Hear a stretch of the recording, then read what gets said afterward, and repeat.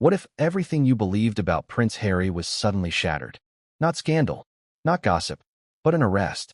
Not some wild tabloid story. Not an old quote pulled out of context. An actual, verifiable, handcuffed arrest in the middle of a public charity investigation. Prince Harry, royal rebel turned global humanitarian, has allegedly done the unthinkable. Before we continue, please hit the like button, subscribe to the channel, and turn on the notification bell for updates. Misused funds. Embezzled money. From the Invictus Games. Yes, the very charity he founded to honor wounded soldiers. Let that sink in. How did we get here? How did the boy who once walked behind his mother's coffin, the man who spoke openly about mental health and trauma, the prince who stepped away from royalty to do things his way, become the central figure in a financial crimes investigation? Are we witnessing the tragic collapse of a man chewed up by fame and pressure? Or are we finally seeing the truth behind years of carefully curated PR, Netflix deals, and a marriage that once captivated the world? And more importantly, is this just the beginning? Because sources say the arrest isn't the end of the story. It's the match that lit the fuse. This is the story no one in the palace wants told. This is the downfall they tried to prevent. And this is the beginning of Harry's darkest chapter yet. Let's go back. Let's rewind just a few days. When everything seemed normal, Harry was in California, smiling, walking hand in hand with Meghan through Montecito. Rumors were swirling about a new podcast deal, a possible book sequel, maybe even a cameo at an upcoming sports event in Germany. Invictus, his passion project, was supposed to be a symbol of everything good about post-royal life, a crown jewel in his humanitarian efforts. It wasn't just another charity. It was personal. It was born out of his time in the military, out of his understanding of sacrifice, out of the guilt and pain he carried from serving while others were left broken. Invictus meant redemption. It meant hope. So imagine the betrayal. Imagine being one of those wounded warriors. Maybe you trained for months to compete in an event, believing this platform was built to honor you, only to find out your travel was funded by donations that never made it. Or worse, imagine being one of the corporate sponsors, donating millions, thinking your brand was supporting veterans, and learning your funds were diverted to something else entirely.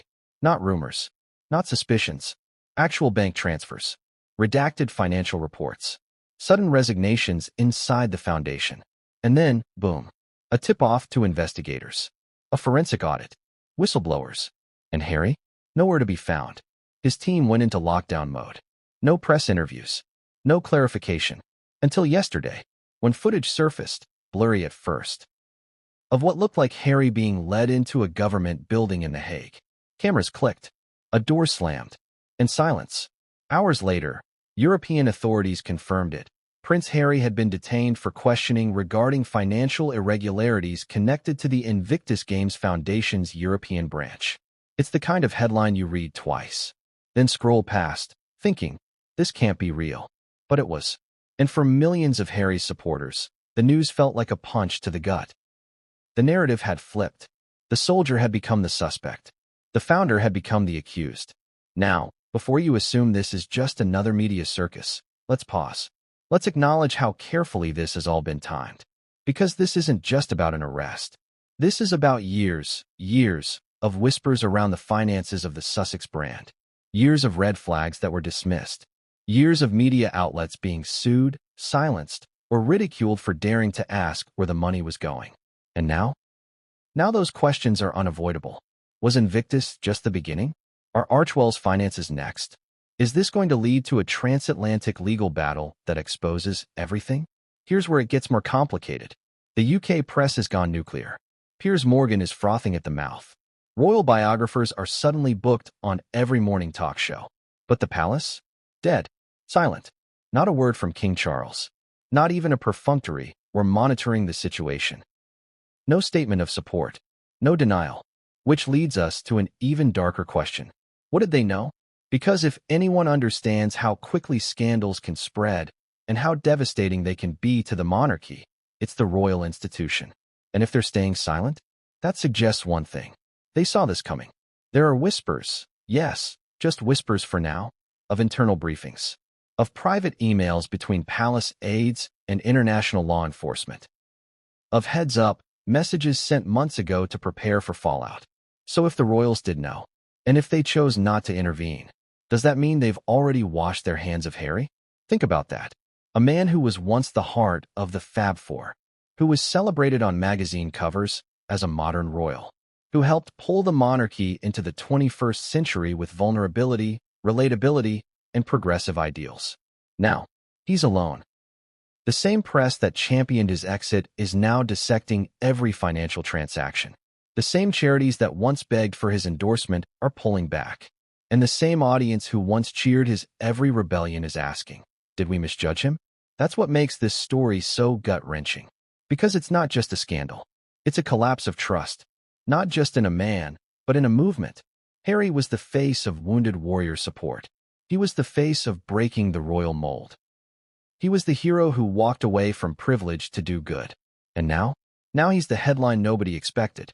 Now, there are questions about every donation, every deal, every appearance fee, every philanthropic project. And Meghan? Well, that's a whole other rabbit hole we're going to dive into very soon. Because there's more here. Much more. Unregistered companies, shadow directors, memos from Netflix, connections to public relations firms specializing in crisis management. There's even talk. Yes, from credible sources, that the arrest was delayed for months because of a backdoor negotiation with entertainment partners. Why? To protect upcoming projects, to shield reputations, to soften the blow. And you know what? It worked for a while, until the money trail became too bold, until someone inside the Invictus organization said enough, until the evidence became impossible to ignore. Now the question isn't just, what happened? It's, how long has this been happening? And how many people knew? And maybe the most uncomfortable question of all, was this ever about the veterans? Or was the Invictus Games always a stepping stone, carefully branded, brilliantly marketed, and ultimately, tragically misused? This story is about more than one arrest. It's about a domino effect, about what happens when fame, money, and unchecked influence collide.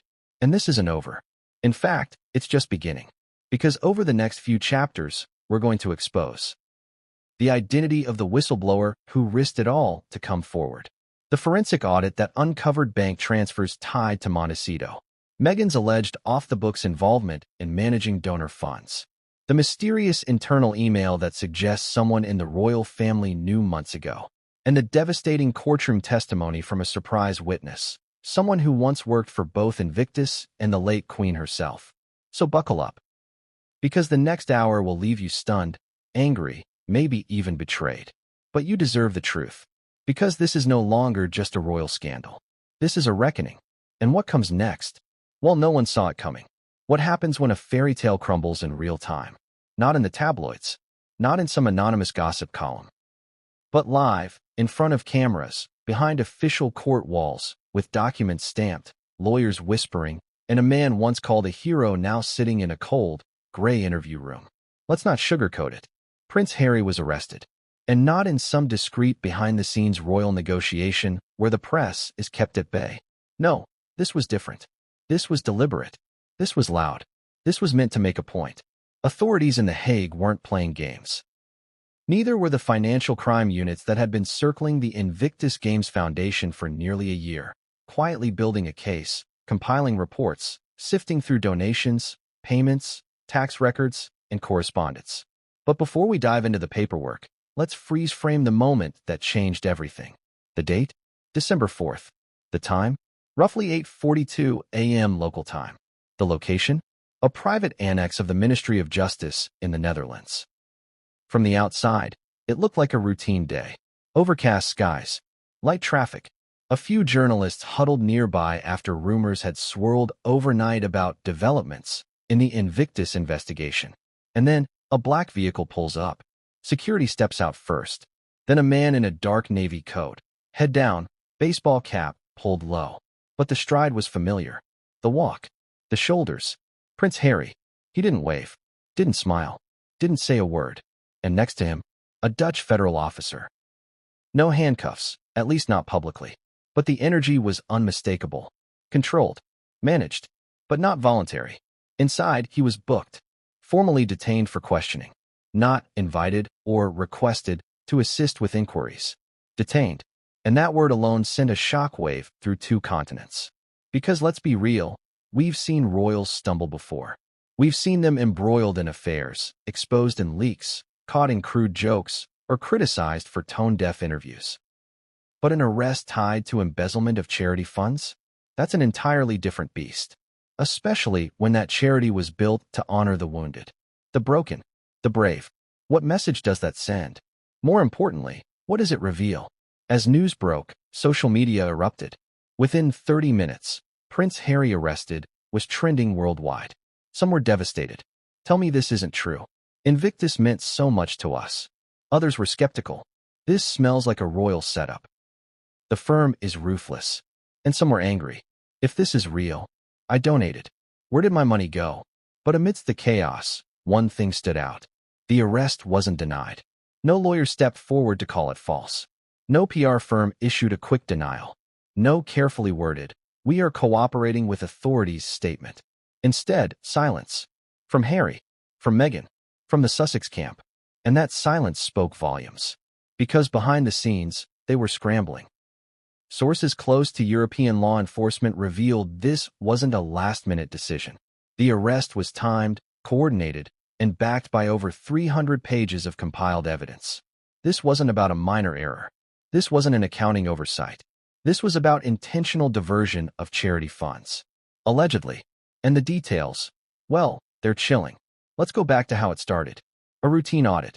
Every international charity that receives funding in multiple currencies, dollars, pounds, euros, has to pass through cross-border financial inspections.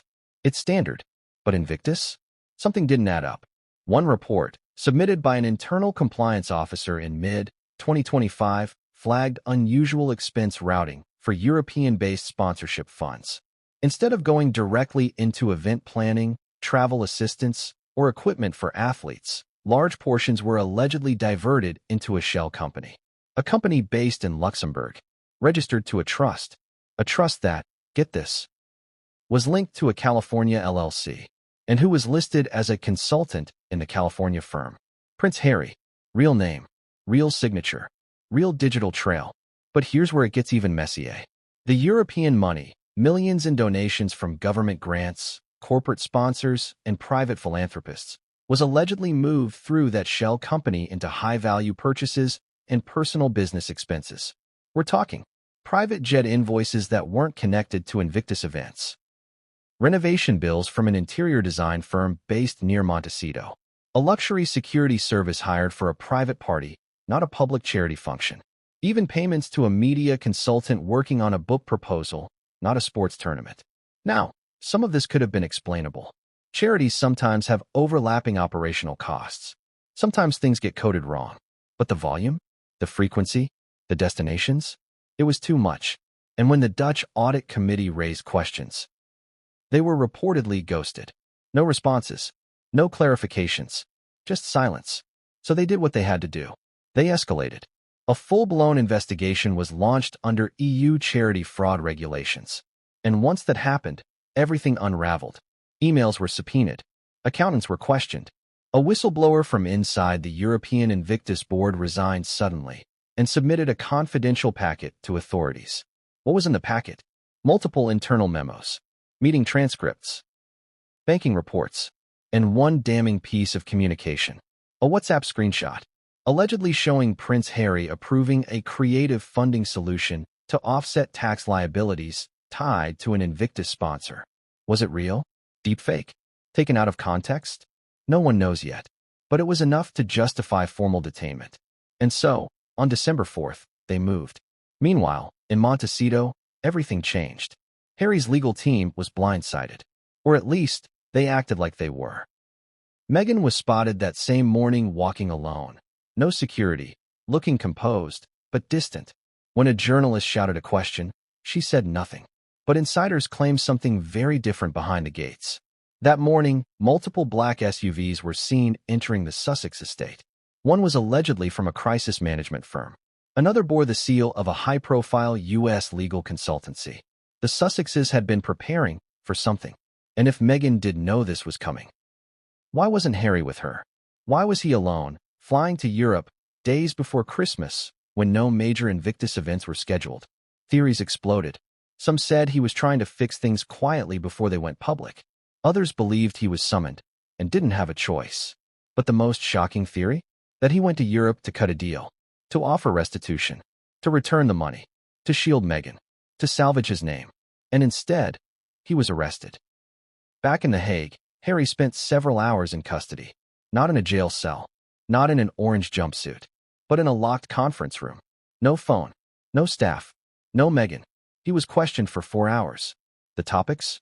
The Luxembourg shell company, the routing of Dutch sponsorship funds, his personal consultant payments, his role in approving budgets. And then came the bombshell question, according to a leak from someone inside the investigation. Did you personally authorize the transfer of Invictus funds into Archwell-related accounts? A pause, a sigh, and then he asked for his lawyer.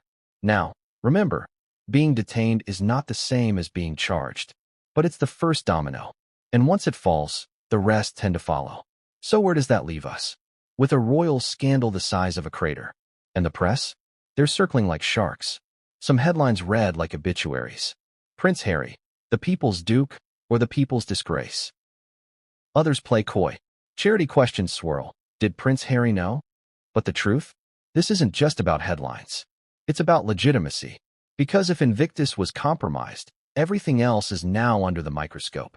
Archwell, Netflix, Spotify, Meghan's lifestyle ventures, Harry's speaking tours, his memoir advance, and now, possibly even their U.S. tax filings. That's the level of fallout we're dealing with. This isn't a scandal. This is a reconstruction of an empire built on public sympathy and maybe, just maybe, public deception. And the most terrifying part? We're just scratching the surface. Because remember that whistleblower? The one who handed over the first batch of evidence? They're not the only one. There's another. Someone from deep inside the foundation. Someone with access to everything. Someone who saw the money trail with their own eyes. And someone who's just been cleared to testify under oath. Who is it? What do they know? And how far are they willing to go? That is what we'll uncover next. What if the very thing that made you a hero ended up becoming your downfall? Because before it became a criminal investigation, before the missing money and suspicious transfers, before the headlines screamed embezzlement, there was only one word on people's lips when they talked about Prince Harry. Invictus. The Invictus Games weren't just a sporting event. They weren't some polished PR move or a post-royal vanity project. They were his legacy, born in 2014, inspired by the U.S. Warrior Games. The Invictus Games were supposed to be Harry's defining contribution to the world. And for a while, they were. Wounded veterans from across the globe, many of them suffering from amputations, PTSD, or devastating battlefield injuries, were given a platform, a purpose, a second chance to be seen as warriors. The name said it all. Invictus, Latin for unconquered. This wasn't charity. It was empowerment. Harry didn't just show up and cut ribbons. He trained with the athletes, cried with them, spoke about his own demons, his trauma from war, his grief over Diana. He made Invictus personal, and the world responded. Corporate sponsors poured in. Governments partnered up. Celebrities aligned themselves with the mission. Nike, Boeing, Jaguar Land Rover, Rolex. The British Armed Forces, the U.S. Department of Defense, and European military branches all jumped aboard. There were glitzy opening ceremonies, national anthems, global broadcasts. Even Barack and Michelle Obama got involved, publicly supporting the games. But somewhere along the way, that golden image started to crack. And now, in light of Harry's arrest, the question isn't just about him. It's about how deep the rot goes inside the very foundation he created. Let's go back to where the trouble began. In late 2023, after the success of the Dusseldorf Games, insiders say Harry became obsessed with expansion.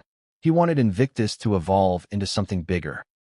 Not just a biennial sporting event, but a permanent global institution. He envisioned international training academies, a Netflix-style docuseries, apparel lines, branded health supplements, even an Invictus streaming platform focused on mental resilience. Some said he was inspired. Others said he was spiraling. Why? Because behind the scenes, Archwell was bleeding money. Spotify had cut ties. Netflix was growing impatient. Harry's book sales had slowed after the initial boom from Spare. Meghan's various projects weren't landing. The paparazzi lawsuits weren't cheap. So, quietly, Invictus began to fill in the financial gaps. Not publicly, not on the record, but according to internal reports, new consultants started appearing on payroll. Invoices listed vaguely worded services, strategic development, brand enhancement, VIP, guest integration. One name popped up repeatedly on those invoices: Archewell Management Inc., a private LLC registered in Delaware, controlled by a trust linked to the Sussex estate. Sound familiar?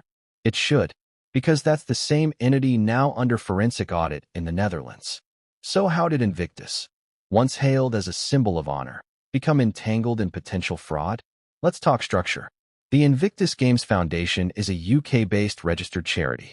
But for each host country, there's a local organizing committee, a kind of temporary branch that handles regional logistics and fundraising. This is where things got messy. The Dutch organizing body, set up for the Düsseldorf Games, received nearly €6.5 million in combined funding from local sponsors and municipal support. Of that amount, €2.3 million was earmarked for athlete support and travel accommodations. But only €900,000 of that was ever properly accounted for. Where did the rest go? That's what investigators wanted to know. And that's when things started to get really uncomfortable. Because a significant portion of the missing funds, they were routed into a marketing company based in Amsterdam. That company, in turn, had a consulting agreement with, you guessed it, Archewell Management Inc., a dead-end shell based in Delaware. And the paper trail? It leads back to one man, Henry Charles Albert David, Prince Harry. Now, the reaction inside the Invictus Foundation was immediate. A board meeting was held on July 18, 2025. According to leaked minutes, 2 trustees raised concerns about the redirection of funds. They were allegedly told that all financial arrangements had been approved by the Duke's office. One trustee reportedly resigned within 48 hours. Another tried to raise the issue with the UK Charity Commission, but was discouraged from doing so by senior officials. Why? Because no one wanted to be the person who questioned Prince Harry. Not after everything Invictus had done. Not after everything it meant. But the whispers didn't stop. In September 2025, an anonymous tip was filed with the European Anti-Fraud Office, OLAF.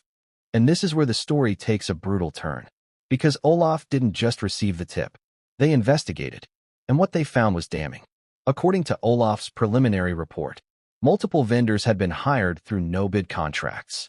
Invoices were inflated by as much as 300%. Consulting services were often paid before work began. And sometimes, no work was ever delivered. One vendor listed as receiving €142,000 for performance coaching was actually a friend of Meghan Markle's personal assistant. This wasn't just sloppy bookkeeping. This was, in their words, a coordinated misuse of public and private charity funds for the purpose of personal financial advantage. In short, fraud. Now, remember, Harry hasn't been charged yet. But being arrested for questioning under these circumstances means the authorities are holding a thick case file. And if even half of the OLAF findings are true, then Invictus might go down as one of the most tragic cautionary tales in modern philanthropy. So what does this mean for the athletes? The real heroes of Invictus? Many of them feel betrayed. We spoke to one anonymous competitor, a British veteran who lost both legs in Afghanistan. Here's what he told us.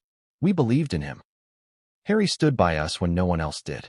But if this is true, if he took money meant for us and spent it on his mansion or his brand, then it's like being wounded all over again. Another athlete from Canada shared this. I'm angry, not just at Harry, but at everyone who let it slide. Where were the checks and balances? Where was the board? These aren't trolls or critics. They're the very people Invictus was created to uplift. And now, they're left in the wreckage. Because when a charity collapses under scandal, it's not just the figurehead who suffers.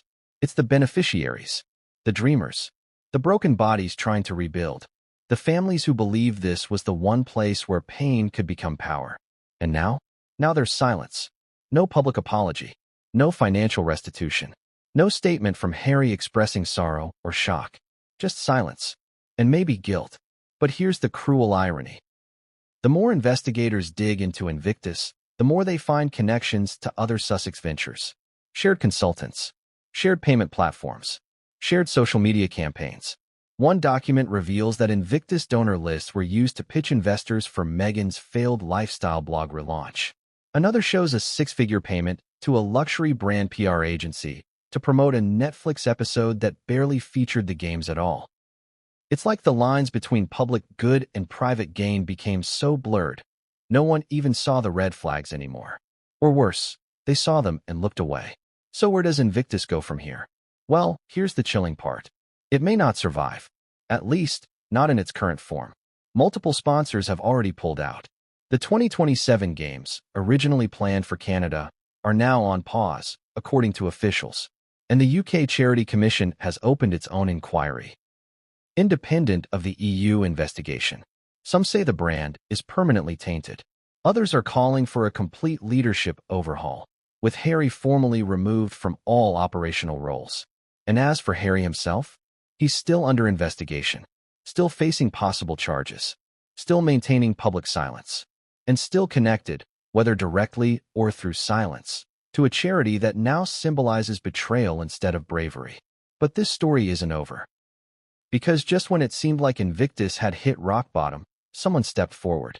Someone who was there during the meetings. Someone who handled the books. Someone who saw everything and kept receipts. The first whistleblower was just the start.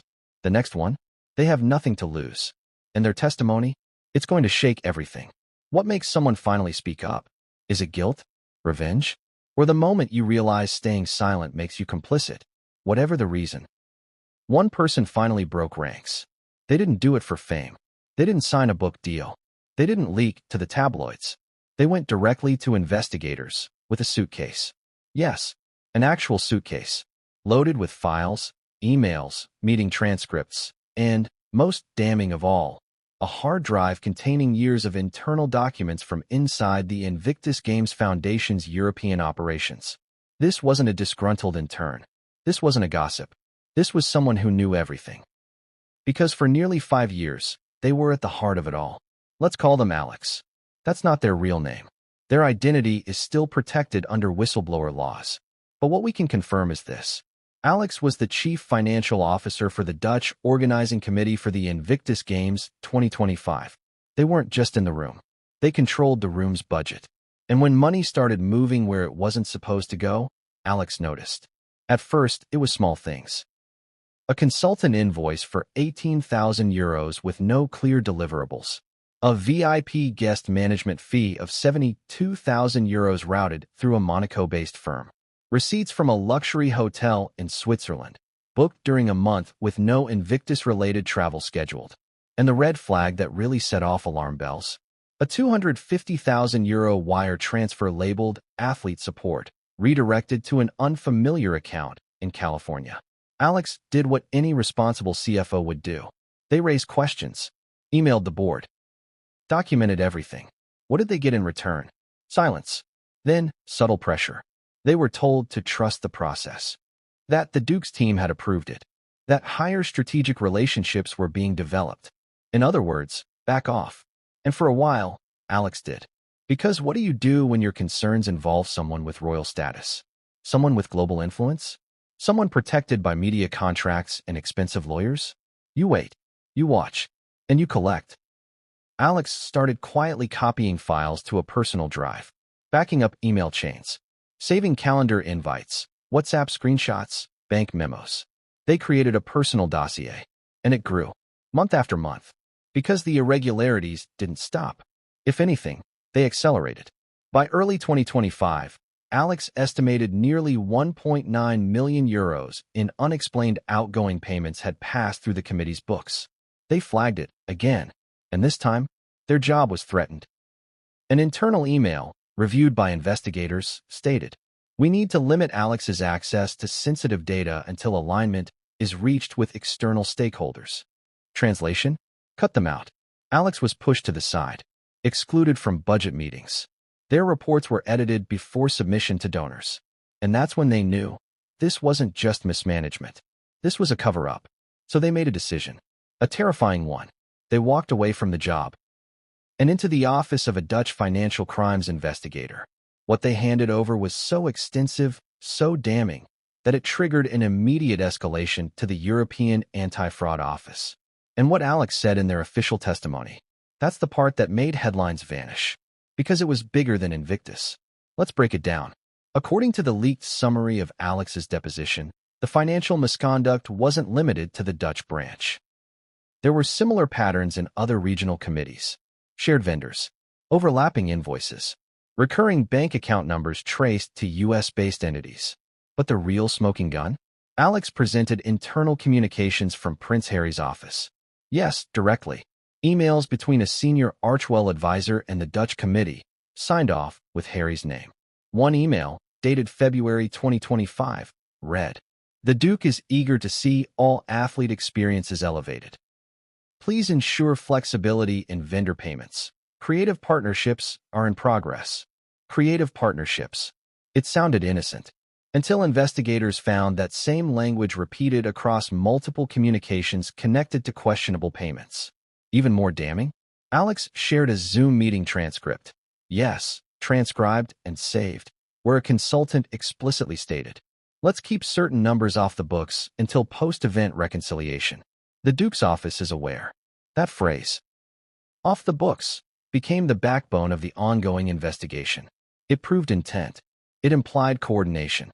It suggested Harry wasn't just passively benefiting. He may have been actively involved. Now again, important to stress, these are allegations. Harry's legal team has not yet confirmed or denied the authenticity of those communications. But here's where the plot thickens even further. Because according to Alex, they weren't alone. There were others who knew. Senior staff, donor liaisons, even former military advisors tied to the games. Alex described a culture of silence, where questioning payments was seen as disloyal, where Prince Harry's emotional investment in the games was weaponized to guilt staff into compliance. "He built this from nothing," one executive allegedly said. "He deserves a little freedom to run things his way." But his way involved multiple offshore accounts, vague consulting fees, and luxury services billed to the charity under wellness initiatives. Massages, private chefs, chauffeured SUVs for unnamed VIPs. Even a payment for a yoga retreat in Ojai, California, that was later listed as mental health support for team morale. And still, no one said anything. Until Alex did. And when they did, the floodgates opened. Here's what happened after Alex's testimony. The EU formally opened a multinational inquiry, including investigators from the Netherlands, Germany, Belgium, and the UK. Invictus sponsors began withdrawing support. Jaguar Land Rover suspended funding. Rolex reviewed its involvement. The UK Charity Commission issued a notice of investigation for potential violation of charity law. Prince Harry was contacted directly by Dutch authorities. He initially declined to appear. Two more former Invictus staff members reached out to Olaf. One of them claimed they had audio recordings of boardroom conversations. A forensic audit of Archwell's European transactions was launched and found parallel payment activity, a technical term for dual account routing. That's when authorities made their move. That's when Harry was arrested. And that's why Alex, the quiet CFO no one listened to, has now become the most critical voice in this unfolding scandal. Their evidence isn't just paperwork. It's a window into how power is protected, how loyalty can be manipulated, and how good intentions can be corrupted when there's no oversight. Because Invictus was more than a brand. It was a shield, a sacred cause, a media darling, a royal proof vest for a prince who wanted to escape scrutiny. But not anymore. Not since Alex opened that suitcase. Not since that hard drive made it into the hands of prosecutors. And not since that internal Archwell memo surfaced. One that investigators say contains the phrase, "We'll roll everything under the Invictus umbrella." That keeps it clean. Clean? Not anymore. Now it's messy, contaminated, radioactive. And the most heartbreaking part? The very people Invictus was built to serve are the ones most devastated. Because for them, this wasn't just a job or a public scandal. It was family, and they feel betrayed. So where does this leave Harry? Now sitting across from a growing wall of testimony, bank records, and insider documents, the options are narrowing. Some insiders say he's considering a formal public apology, offering to repay any disputed funds to prevent criminal charges. Others say Meghan is pushing for a scorched earth strategy, deny everything, blame internal disorganization, and lean into the royal vendetta angle. But the Dutch prosecutors? They aren't backing down. And now, they have another witness. Someone who worked even closer to Harry than Alex. Someone who wasn't just a finance officer, but a personal aide, a name you've definitely heard before. And what they're about to reveal will change everything. What happens when the paper trail doesn't just lead to a bank account, but to your front door? Because by the time authorities connected the dots from European donations to Californian consultants, one address came up again, and again, and again. Montecito, the Sussex estate. A $14.7 million mansion nestled in the hills, surrounded by olive trees and luxury SUVs, meditation rooms, and curated photo ops. But this time, the cameras weren't there to fawn over Meghan's garden or Harry's rescued chickens. They were there to find out what happened to millions in Invictus Games funds that allegedly passed through a web of shell companies and came to rest in one of the most high-profile celebrity compounds in America. Let's rewind.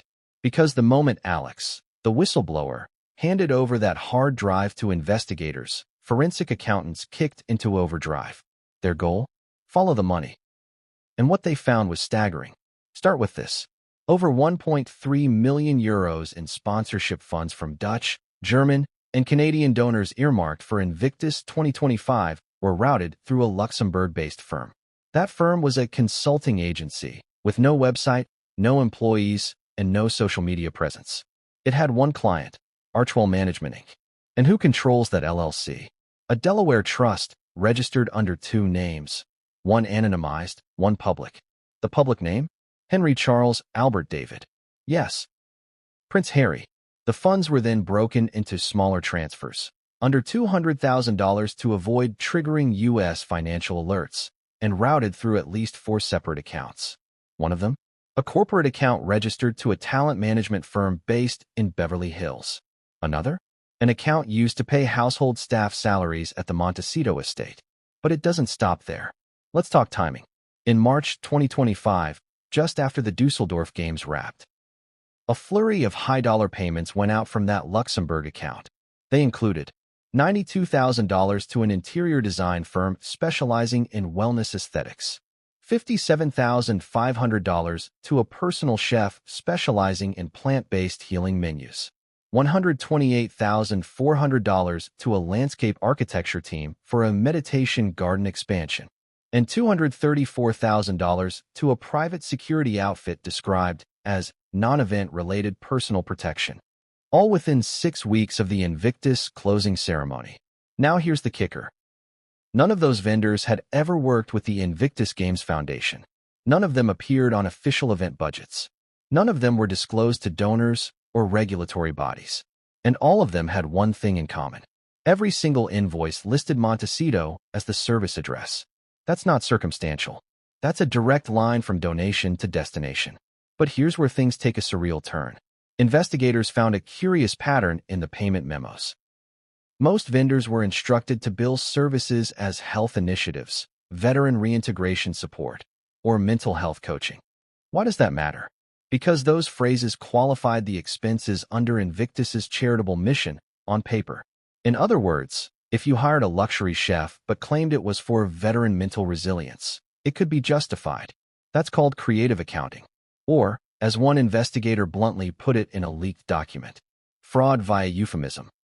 But even more shocking was how consistent the language was, almost as if there were templates. Investigators believe these phrases weren't made up by vendors. They were provided to them, which leads us to the next layer of the scandal. Who was coordinating all this? Who was writing the memos? Drafting the invoices? Managing the bank transfers? The answer? A woman named Soraya Kim. Soraya Kim wasn't a household name. She didn't appear in Netflix documentaries or Instagram posts. But insiders say she was one of Meghan's most trusted back-channel advisors. Officially, she was listed as a brand strategy consultant. But in leaked emails, she referred to herself as the revenue integration lead for the Sussex household. She had no background in philanthropy, no history with veteran communities. But she did have a long history of building influencer businesses. She once worked with a Kardashian sister, helped launch a line of meditation apps, and was instrumental in turning a Hollywood divorcee into a wellness mogul. And now, she was allegedly overseeing how Invictus funds were being routed to the Sussex's private estate under the guise of mission-aligned lifestyle enhancements. That phrase shows up over 17 times in the internal invoices. Mission-aligned lifestyle enhancements. A private infrared sauna. A $12,000 eucalyptus steam system. A luxury mattress line described as trauma-reducing sleep tech. All paid, at least in part, with Invictus funds. So what was Prince Harry's defense? So far, nothing. No denial. No rebuttal. No press release. But according to sources close to the investigation, Harry's legal team has quietly provided contextual statements, explaining that the expenses were part of an experimental post-service wellness pilot program being developed for veterans and adapted within the Sussex household. Read that again. A pilot program. Meaning, the mansion wasn't just a home. It was allegedly a prototype wellness center. That's the claim. A program that was eventually going to be rolled out for wounded warriors, starting with trials in Montecito. But here's the problem. There's no record of such a program ever being approved by the Invictus board. No budget. No planning documents. No athlete participation. It existed only in email descriptions and payment justifications. Investigators were not convinced. And now, we come to the next bombshell. Because hidden within that hard drive Alex gave authorities, a spreadsheet titled Legacy Projections, Invictus Integration 2025 to 2029. It was a detailed document laying out 5 years of anticipated revenue growth and brand alignment opportunities between Invictus and Archwell. One tab was labeled Cross-Monetization Paths. It included wellness retreat packages under the Invictus brand, subscription-based trauma recovery content with celebrity hosts, merchandise lines blending military symbolism with luxury aesthetics, joint branding of athletic apparel, combining Invictus logos with Meghan's fashion label. This wasn't just charity. This was a business blueprint. And at the top of the document, a note, drafted in collaboration with SK and H for internal alignment. SK, Soraya Kim. H, presumably Harry. If that connection is proven, then the defense that Harry had no knowledge of financial redirection crumbles. Because this wasn't some rogue consultant or sloppy bookkeeping. It was coordinated, deliberate, packaged for profit, and it allegedly started with money meant for war veterans trying to rebuild their lives. Let's pause here, because this is the moment the story stops being shocking and starts being tragic. Imagine you were one of those veterans. You lost a limb. You lost a brother. You came home broken, only to find hope again through Invictus. You believed in Prince Harry. You cheered for him. You wore his brand with pride. And now, you learn that while you were training in rehab, he was building a eucalyptus steam room and calling it a mental health innovation.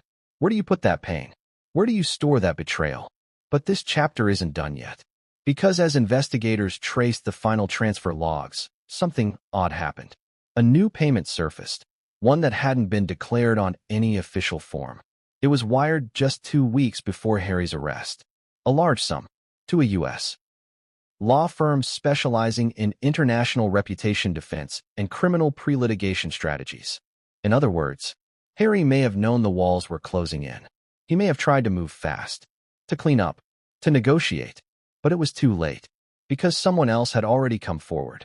Someone even closer than Alex. Someone who didn't just watch from the sidelines, but sat in on meetings with Harry and Meghan, with Soraya Kim, with the consultants and lawyers and lifestyle gurus. An aide, a former palace staffer turned California confidant, and what they're about to reveal is more explosive than anything we've seen yet, because their recordings include Harry's own voice. What if the person pulling the strings never had an official title? No board seat, no paperwork, no public connection to the scandal. But every major financial decision, every strategy shift, every vendor hire led back to her. We're talking about Meghan Markle. And while Prince Harry may be the name on the arrest warrant, insiders are pointing to a different kind of mastermind. A silent one, a strategic one, a ghost CEO. That's the phrase now echoing through the legal and investigative circles covering this case. Because although Meghan had no direct role in the Invictus Games Foundation, no public title, no payroll status, Her name comes up in nearly every internal document tied to the scandal. And in the testimony of the latest whistleblower, she doesn't just appear. She orchestrates. Let's introduce the insider. We'll call her Emily. That's not her real name, but it's who she was inside the Sussex operation. A personal aide and logistics coordinator hired shortly after the couple's move to Montecito. Emily was brought on to help manage high-level engagements, appearances, investor calls, Zooms with brands and wellness consultants. But over time, her role expanded. She became a fly on the wall in strategy meetings. She sat in on video calls with Archwell executives. She helped arrange travel for secret meetings between Meghan's brand partners and Invictus representatives. And she kept records. Lots of them. Why? Because, according to her own words, there were too many red flags. I started recording meetings for my own protection. And what she recorded changed everything. One clip, submitted to Dutch investigators, includes Meghan speaking directly during a Zoom call that included both Invictus logistics coordinators and Archwell brand consultants. Meghan wasn't introduced. She wasn't listed on the call sheet. But at one point, she says, "We need to be smart about language. If it's mental health support, it qualifies. Even if it's team cohesion or wellness aesthetics, wrap it in that language and you're covered." That's not a slip of the tongue. That's strategy. Another clip shows her discussing partnerships for upcoming Invictus content, saying, "We'll co-brand through Archwell to maximize exposure. Invictus lends us authenticity. We'll lend them narrative." Narrative. That's the word she used. Not healing. Not service. Not empowerment. Narrative. Because from Meghan's perspective, Invictus was more than a charity. It was a brand asset. A halo project. And if it could be wrapped around Archwell's ventures, her lifestyle initiatives, her new age wellness ambitions, even better.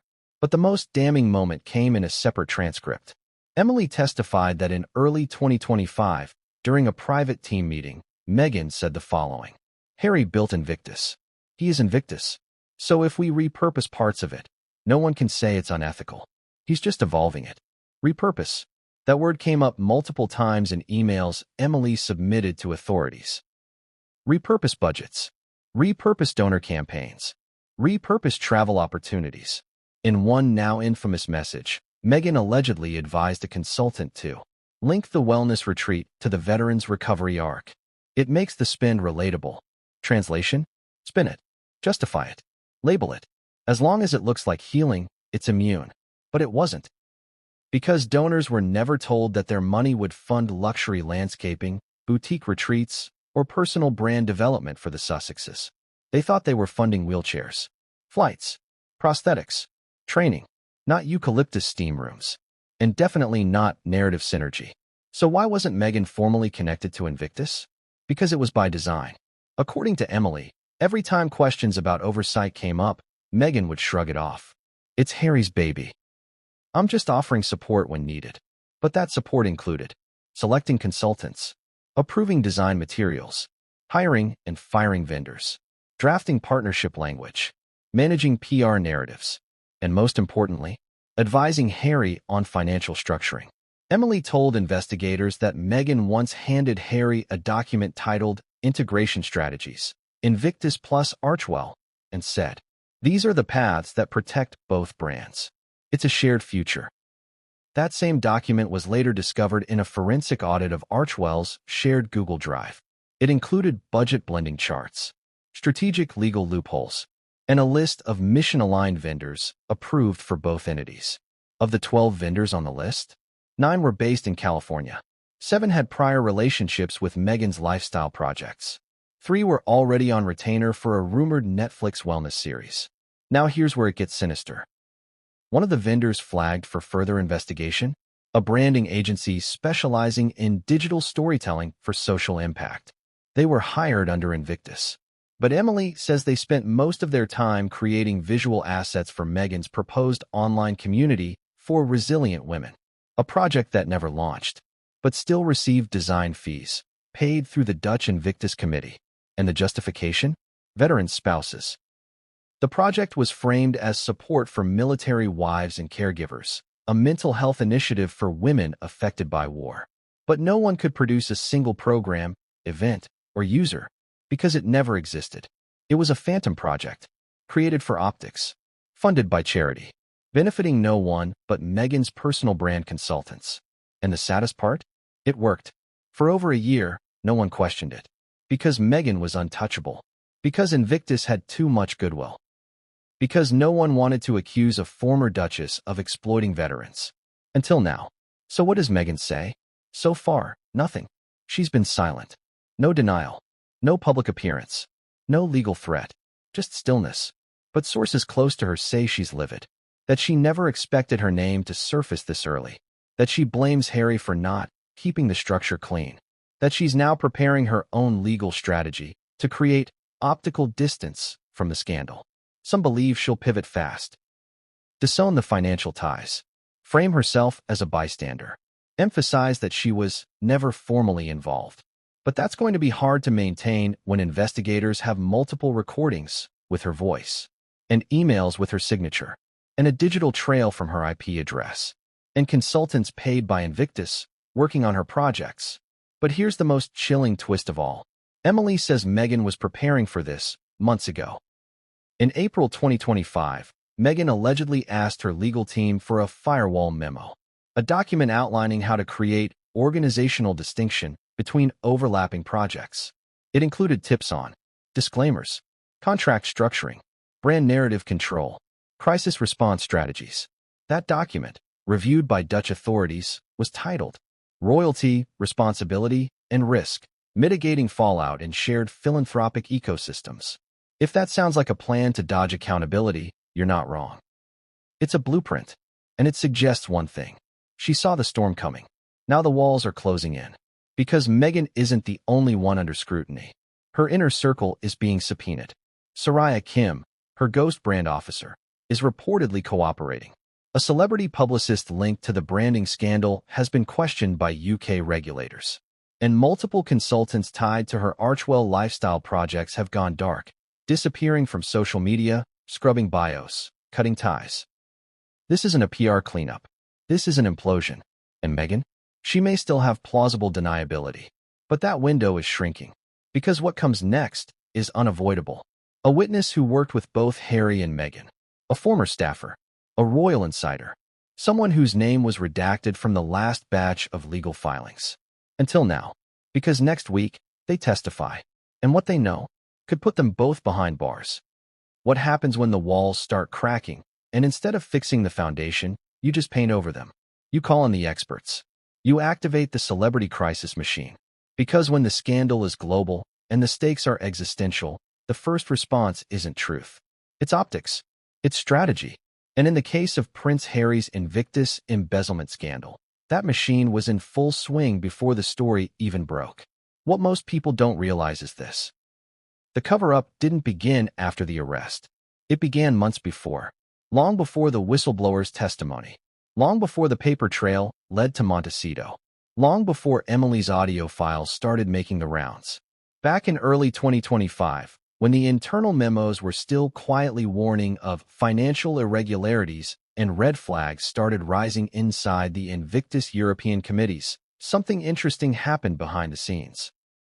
Prince Harry and Meghan Markle's PR firm suddenly switched strategies. They didn't wait for accusations. They launched a preemptive brand overhaul. And the evidence? It's all there. Let's break it down. First, the timing. In January 2025, a leaked internal Archewell presentation titled Resilience Campaign 2025 included an oddly specific slide. Positioned the Sussex household as emotional leaders, not administrators of public funds. Shift focus to impact over infrastructure. Impact over infrastructure. In other words, if someone starts digging into how the money's being used, distract them with who it's helping. This wasn't an accident. This was classic crisis PR. They knew eyes were coming. So they moved fast. They lined up major interviews with softball outlets. They scheduled Meghan's surprise appearance at a women's empowerment panel in San Francisco, where questions were pre-screened, and Invictus was only mentioned in glowing, vague terms. They released an Archewell mini-documentary focusing on a single Invictus athlete, leaving out all references to sponsors or finances. They pushed a carefully crafted narrative. Harry and Meghan aren't executives. They're visionaries.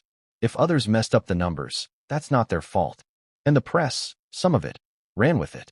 Until they didn't. But let's zoom in. Because the PR machine wasn't just public statements and media appearances. It was covert, coordinated, and targeted. Here's what happened inside the machine. 1. A-list allies were activated. Insiders say multiple Hollywood names, friends of the couple, were asked to publicly reinforce the Sussex brand during key weeks of internal investigation. Social media posts from celebrities like Ellen DeGeneres, Tyler Perry, and even Oprah's team started appearing with subtle messaging. Grateful for people who turn pain into purpose. You know who you are. Red Heart. Service is universal. Healing is courageous. Vague. Absolutely. But intentional? No doubt. In fact, one PR memo, leaked in July 2025, literally instructed celebrity surrogates to echo themes of integrity, emotional vulnerability, and post-royal purpose. Do not mention Invictus directly. Why not mention it directly? Because it was radioactive. So instead, they cloaked the defense in poetry and vibes. Classic playbook. 2. Media inquiries were shut down. According to 2 journalists from UK outlets, press requests regarding Invictus finances were quietly blacklisted. One reporter from The Times said, "Every time we got close to the numbers, their lawyers would issue warning letters. We weren't even accusing anything. We were asking routine questions about vendor invoices." Another freelance journalist, who later went on record anonymously, revealed she was offered access to exclusive footage in exchange for dropping her inquiry. "They said they'd give me a one-on-one with Harry about veteran mental health if I let go of the finance angle. I declined.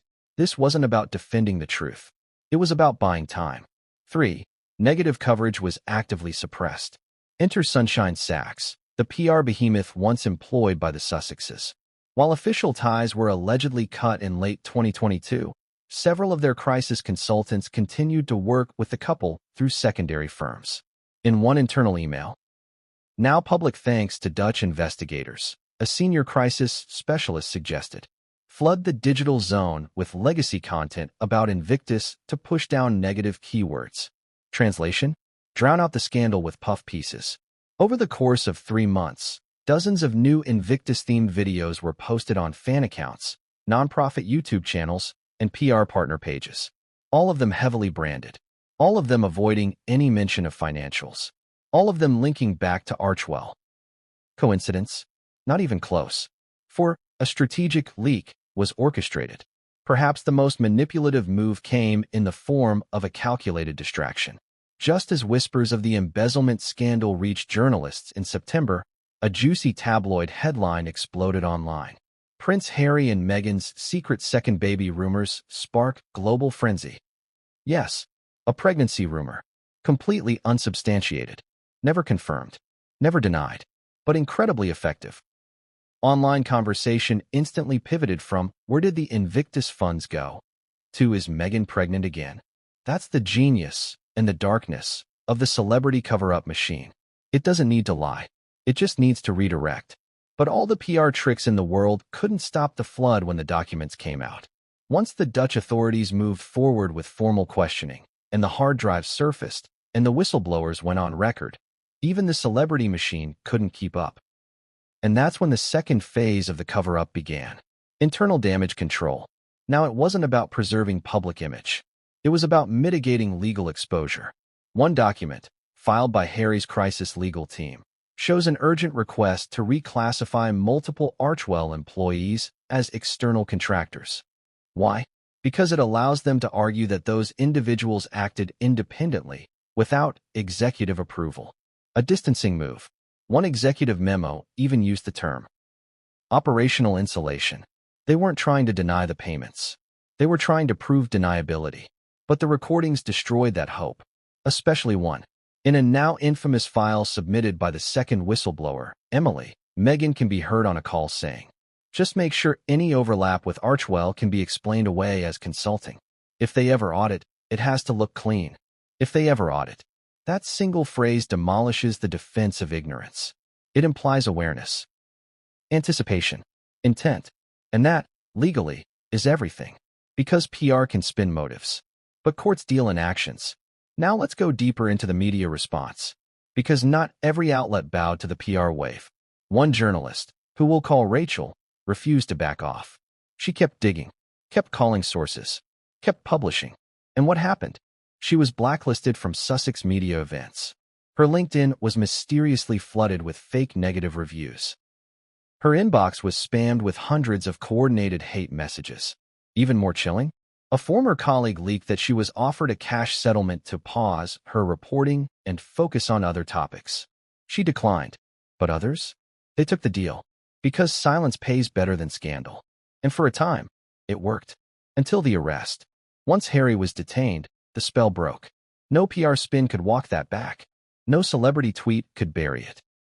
No Oprah-approved lighting could soften the image of a prince in legal custody, facing allegations of stealing from wounded veterans.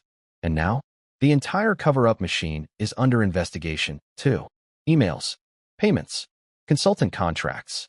All of it is being subpoenaed. Because if public funds were used to cover up misuse of public funds, that's double exposure. And if the PR firms involved knowingly participated in obfuscating charity fraud, they're looking at liability. And so are the celebrities who echoed that false narrative. Because now, there's digital proof. Hashtags, campaigns, pre-scripted messaging, all tied back to one inbox in Montecito. Here's the irony. For years, Harry and Meghan said they were victims of palace media control, victims of manipulation, victims of silencing. But now, they're accused of building their own media weapon, a PR fortress designed to distract, deflect, and bury the truth. And that truth is bleeding out. One email at a time, one recording at a time, one legal filing at a time. But the next one is going to detonate everything. Because remember Rachel, the journalist who refused to be silenced? She just received an anonymous drop. Not an email, not a message, a manila envelope, mailed from California. No return address, just a single USB drive. What's on it? Well, let's just say it contains something the world has never heard before. And once it's verified, it won't just be headlines. It'll be handcuffs.